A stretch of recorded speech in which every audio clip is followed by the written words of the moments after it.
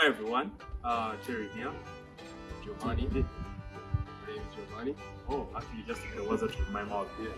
Today we're going to Arusha National Park. I've been in Arusha for about a week now, and I've always wanted to give you the viewers of Simply Legal a different insight. We don't need to know about Uganda, but we should also know about what's happening in our neighboring countries. Today I'm going to educate you on animal rights. Yes, animals and sceneries.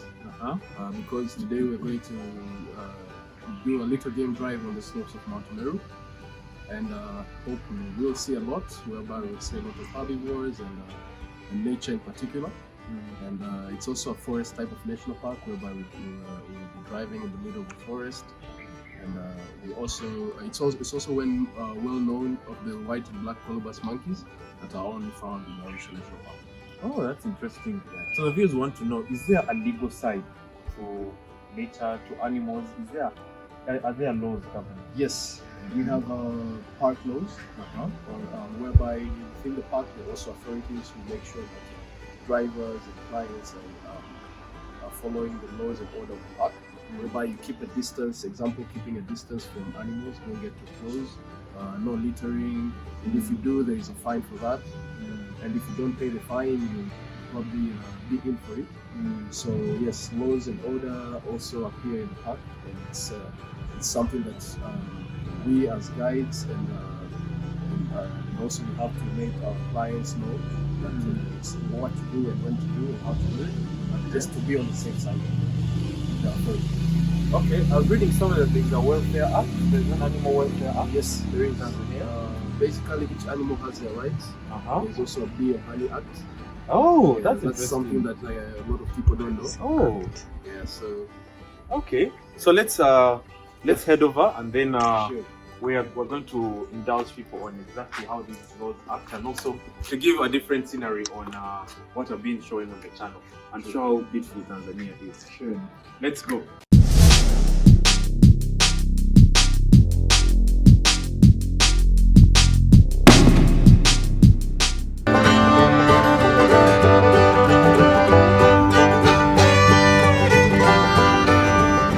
So here we are at Arusha National Park. Just like I said earlier, we're going to go to one of the national parks in Tanzania. Forgive my bottle, but it's quite hot. And we're going to discuss what rights are there for animals. Do animals even have rights? What laws are in place for the nature of Tanzania? Because in Uganda we have our own legal system concerning the nature around our country. But I wanted to take you through the steps on how exactly animals are catered for. Is poaching allowed? What happens in case an animal is agitated? We're going to go through all of that. So as you can see, I'm just around a statue of an elephant, but that may not really be so relevant, but it's just to show you some of the animals that we are going to expect here at Arusha National Park. Here this is just a slight scenery. This is a very different video from the normal videos on Simply Legal, but I just wanted to give you exactly how beautiful Tanzania is while explaining the law at the same time.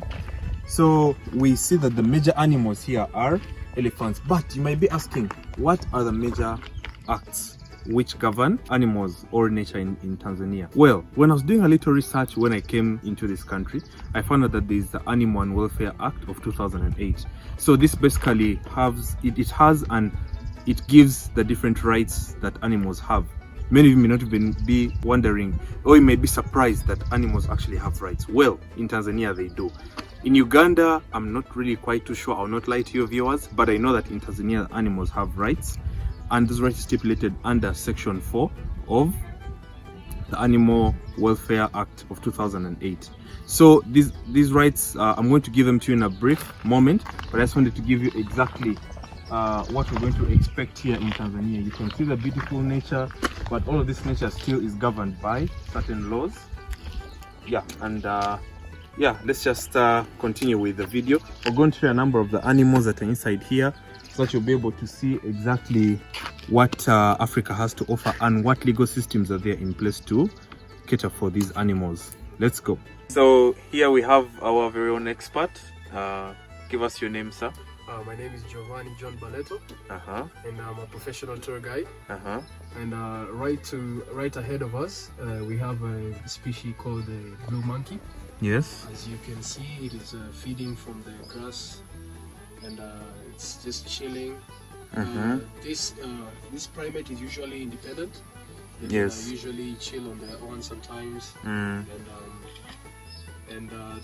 they're unique since they have a bluish color, and they're very different from other monkeys like the vervet monkeys, the black and white colobus monkey. Yes. And hence they're only found around this national park here in Tanzania. Oh. Yes. In Uganda, I think we have a similar species like this. Is it only found in Tanzania? No, it is also found in other deep forests in East Africa. Just like what you said in Uganda, I'm pretty sure that there's a lot of forests there. Yes. So it's very possible that it is also found in Uganda. It's interesting that it's eating grass. Yes. Unlike the baboons, which are omnivores, these guys here are herbivores. They are herbivores. They would only feed in. They would eat like bread or whatever, but only if they would snatch a lunchbox. But they would go for wild fruits, like fruits berries, generals, berries, or grass. So they basically feed in the greens. I didn't even know that these that they eat grass. They do. They're just like regular monkeys. That's interesting. From the ground. Now, I read in your the Animal Welfare Act that animals have rights. Do you know some of those rights and freedoms? Yes, right to mate. Yes. Yes. I saw somewhere a right to freedom of torture. You can't kill them. Yes, something like you're that. not supposed to hold them or torture them in any way. You're not supposed to keep them captive.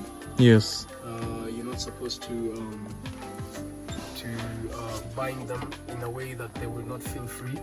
They have a right. They have a right to freedom. Yeah, to freedom, and that's why they're left around these places so that they can roam around anywhere, at will, without human beings being interrupting them. in one way or another. So I also read that under Section 4 of the Animal Welfare Act. Yes. Yeah, it basically gives those different rights. Yes. Okay.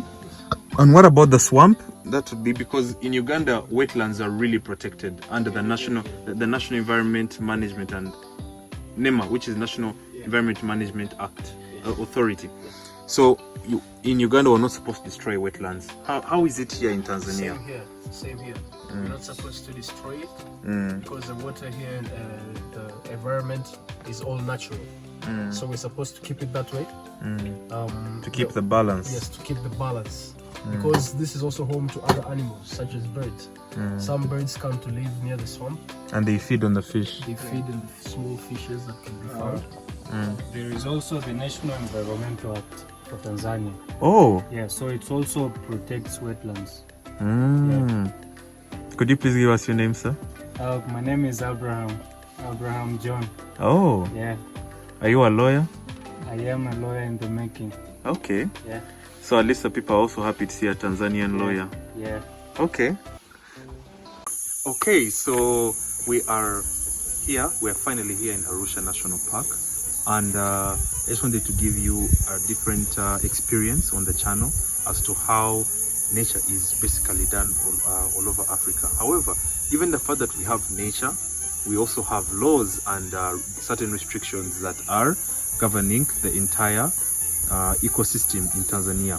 Now, since I'm from Uganda and I took a trip to Tanzania for the East African Law Conference, I also came to Arusha National Park and I wanted to give you an explicit view on how everything is done. Right here we have the fig tree arc, and this is the entire fig tree. I'm sure for Christians you're very aware of the fig tree and exactly what God did, exactly what Jesus did to the fig tree. He cursed it. However, that's beyond the point.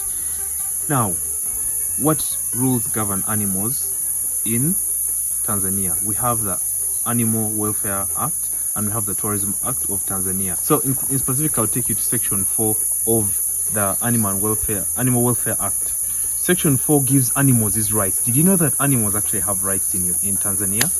In Uganda, I'm not really sure, but I'll do further research. But this particular video is for Tanzania. Animals actually have rights. for those of you who are from Uganda and actually want to tour Arusha National Park or any other national park all over Tanzania, you need to know that they have rights. What are those rights?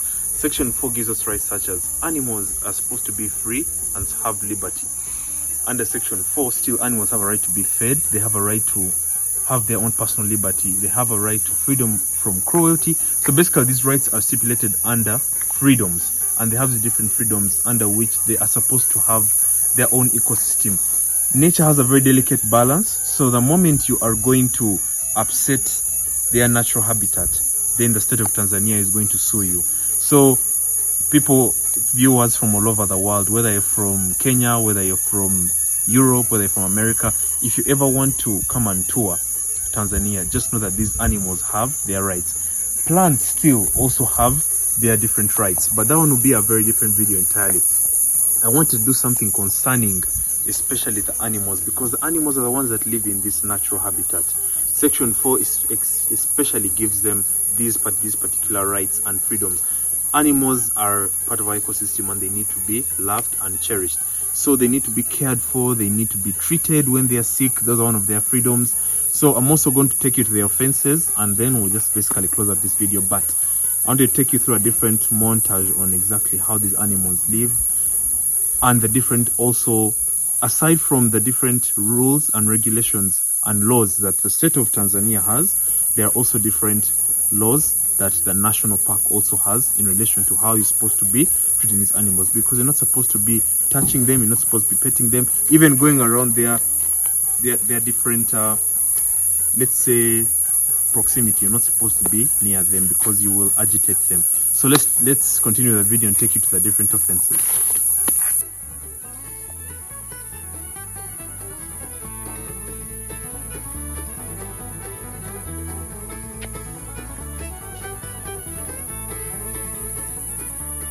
Just a few of them. I'll talk about a few of them. So like, you're not allowed to litter, trash. In other words, we would say trash in, trash out. Whatever you came in with inside the park, you should make sure that you're going out with it outside the park, when you exit in the park. But also another law is the speed limit. There is a certain speed limit where you're not supposed to go beyond that because of safety of other animals and species that cross the road. And also another one is that we're not allowed to off-road on the park. Okay. You're always supposed to stay on the road, and if you're caught off-roading, there's a fine for that. And also, if you, it depends with the penalty. They could fine you, or they could close the company. For example, now this here is a road, right? Yes. So if you go inside here, this is off-road. If you go beyond 100 meters from the road, that's off-roading. And 100 meters is like up to like where they are? Yes. Up to well, yeah, but even if you're not going beyond 100 meters, there should be a specific reason to why you're off-roading. If maybe, let's say there's something on the road, like a log, like a huge tree maybe fell on the road, that's the only time where you'll be off-roading. But rather than that, you're not allowed. So the general rule is that you're not allowed to off-road. Yes. But you can off-road if there are exceptional reasons. Yes. Oh. Yeah. Now, are these park laws, are they like actual laws in Tanzania? Like, are they in relation? What's that act? There is the Tourism Act. Yes. But well, if they do catch you, you're in for it. It's a problem. Yeah. So you have to know what to do and when to do it and how to do it. Just not to get into trouble with them, because in one way or another, you might think that you could do something quickly, but somebody saw you, a ranger saw you, and they have everything, they have all the information at the office. So they would look and see the particular person and what they did, you know. The name of the company. The name of the company, the name of your name, your telephone number is all, my telephone number is all saved there. So they will contact me, they'll call me into their headquarters, then they would find me. And there is a way that if I don't want to pay the fine, that's already a case. So the state of Tanzania can even sue you? Yes, the government. Ah, that's interesting. Because the people who run the national parks, it's an association. It's a government association whereby they take care and preserve the wild animals in the national parks. It's called TANAPA. TANAPA. Yes. Okay. TANAPA. So Tanzania National Parks Association. Okay. Yeah. That's sure to feed his stomach. Okay, thank you so much. You're welcome. So the people of Simply Legal, really, the viewers wanted to know exactly what are some of the laws here, what are the acts that govern, Right. the national parks, Yes. and also the animals. Yes. So maybe you can proceed and we see others. Some other laws are like, you're not supposed to get too close to an animal. You're supposed to give it some a distance, at least 200 meters or 100 meters, just to be on the safe side. And in such a way, if the animal get bothered and if they hurt your car in any way, you'll be in for it. Like an example, if you get too close to an elephant and then they maybe will hit your car or anything, you're the one who's going to be liable for getting too close to that animal. So me as a guide, as a professional guide, I have to study the animal behavior before I get too close.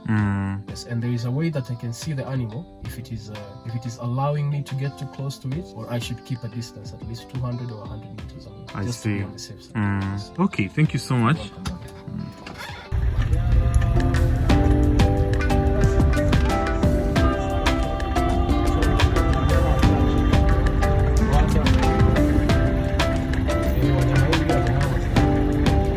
Wow, this is interesting. Those are buffaloes. Ah.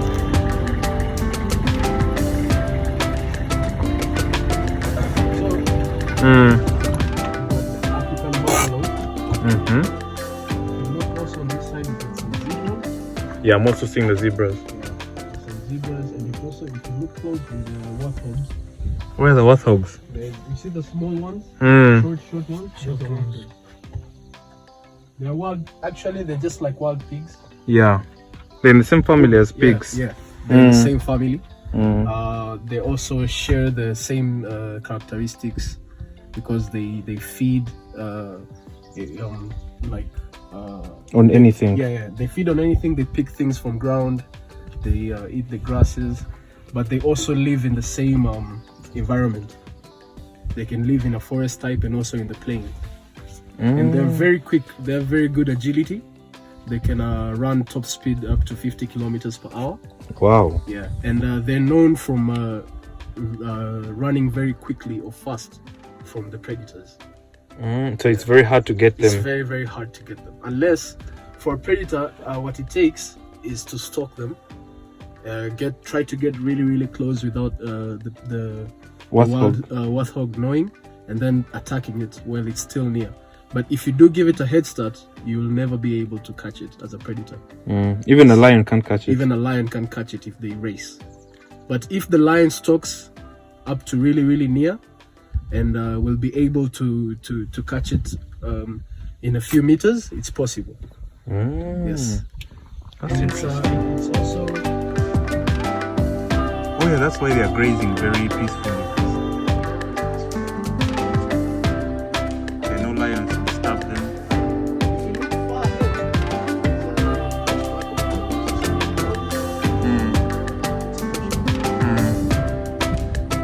Also the antelope family. So basically the 44 species of antelopes. Here is a small Mela Lake. This was formed by the crater. Yes. Because of the mountain, it is an active volcano. So Oh. back in the days, it created this lake. It's a salt lake. It's called Mela Lake. And it's also a breeding site for flamingos. But at the moment, there are no flamingos because the breeding season is over.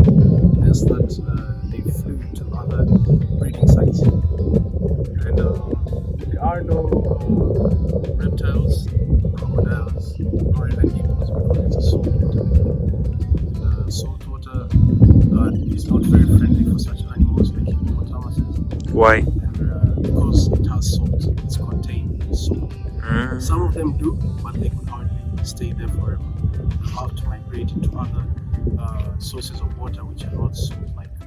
Okay. Yeah. And as for the crocodiles, they cannot live in the salt lakes unless it's a typical crocodile, like the ones that are found in North America. So it's the typical African crocodiles cannot sustain in the salt water. Yes. But there are also other species that live inside the saltwater lakes. These are like small creatures. And if you do come closely,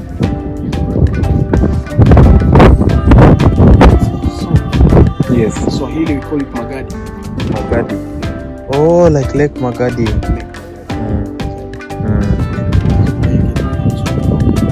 Yes. So I would also want to know about what are some of the offenses for destroying nature in Tanzania, and for killing animals. And if someone kills an animal, how much does one pay? One could pay. It depends with a certain animal that he or she has killed. Yes. But most of these animals have fines. The fines, for example, if you do kill a giraffe, the fine is almost 34 million Tanzanian shillings. What? 34 million Tanzanian shillings. And if you do kill an elephant, it's around most of these prices are in dollars. Some of them are $10,000, some of them are $9,000, some of them are $8,000. So it depends with the particular animal that you kill.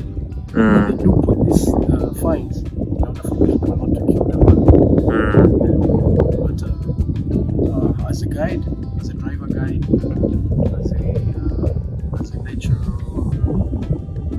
guy who likes nature, we tend to be very careful while doing game rides, just to make sure that we don't get too close to the animals, we don't harm them in one way or another, and it is our job to preserve nature for the other generations that are going to come after us. Oh, okay. One more question. Sure. Are animal offenses taken very seriously? Like, yes, can the state sue you? yes, they can be sued for animal offenses because at all costs, animals have all rights.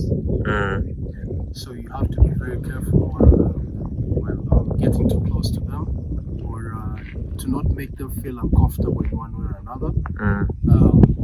Other than that, pretty much that's it. Okay. Thank you so much. I wanted the people of Simply Legal to know about all these offenses and what they can find around Tanzania. Thank you so much. You're welcome. Okay. Asante sana. Karibu sana. Asante. So therefore, even with the different rights and freedoms that these animals have, still, sadly, the video has come to an end. I just wanted to take you through a different view, a different landscape from what I usually offer you on Simply Legal. It's also important to note that there are offenses for being able to upset the natural balance of both nature, meaning the flora and fauna, which are the plants and the animals. I've already given you the freedoms and rights of these animals under Section 4, still of the Animal and Welfare Act. But lastly, I want to take you to Section 59 of the Animal and Welfare Act. The Tourism Act, I will later bring it on. I'll just paste it in the video, and I'll also really type it in the description. However, the offenses are that if you are to violate these rights and freedoms of these animals, if you are to beat an animal, bait it, if you're to treat an animal cruelly, then you are liable for imprisonment, and you're going to pay a very heavy fine to the state of Tanzania. So, my fellow Ugandans, Tanzanians, and different people from all walks of life, if you are planning on coming and doing tourism activities here in Tanzania, you should be able to know the rights and freedoms of these animals under the Act. You should be able to know what offenses take place. You should be able to know that if you're able to poach an animal, for those of you who may not know what poaching is removing, for example, let's say animal parts which are valuable on the black market. That is illegal. I have never condoned with it, and that is illegal even still under the United Nations different charters, which I'll put in the different descriptions of the video. However, if you are to injure these animals, kill an animal, bait it, and also take part in provoking an animal. Let's say you go near a monkey that I just showed you in the video, and you just go and start grabbing it and you want to take it away. That is infuriating the animal. That is still an offense under the Act. So, thanks so much for listening to me. My name is truly Terry Kahuma. Please enjoy the different sites of Arusha National Park. We have Mount Kilimanjaro there. And I hope to see you next time. Please let me know what you think about this video in the comment section. Please let me know what you think about what I just talked about in this particular video, and I'll be able to see you next time. Bye.